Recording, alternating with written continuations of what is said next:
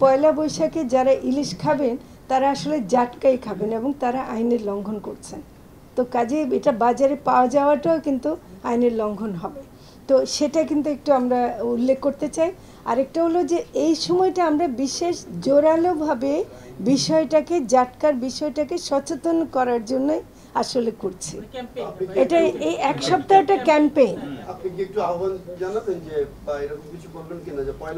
হ্যাঁ, আমি আপনাদের মাধ্যমে আহ্বান জানাতে চাই যে এবার মানে পরিষ্কারভাবে এটা বলতে চাই যে প্রথমত এটা আমাদের সংস্কৃতির কোনো অংশ না যে পান্তার সাথে ইলিশ খাওয়া হবে, বিশেষ করে এপ্রিল মাসে। অন্য সময় খেলে আমাদের কোনো ব্যাপার না, কিন্তু এই যে এপ্রিল মাসের 14 তারিখে যে পান্তার সাথে ইলিশ খাওয়া হয় সেটা যেন না খাওয়া হয় অনুরোধ করব, কারণ এটা জাটকা, এটা ইলিশ নয়।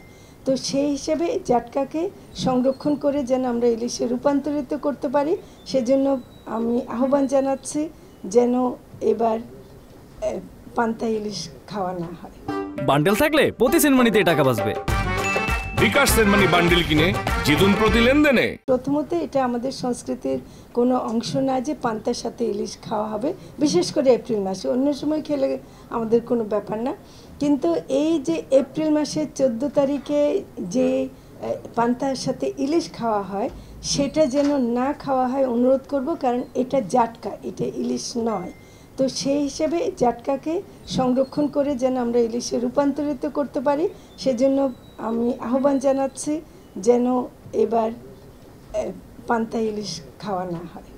সংরক্ষণ করলে যে ইলিশ বাড়বে, একদম ছোট হিসাব করলে যে 50% আরও বেড়ে যাবে।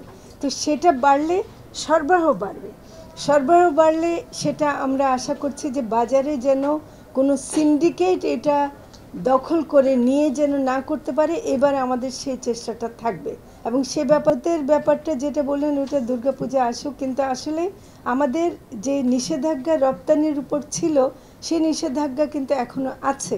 আমরা প্রবাসীদের জন্য শুধু আমরা কিছু ছাড় দিয়েছি, নির্দিষ্ট দেশ বলে সেই রপ্তানিটা, এবং যেহেতু ওখানে আমাদের বাংলাদেশিরাই আছেন, ওরাও সাধারণ মানুষ, তাদেরকে খাওয়াবার জন্য। তো কাজে আমরা যখন বলি যে আগে বাংলাদেশিরাই খাবে, তারা বিদেশে থাকলেও বাংলাদেশিরাই খাবে।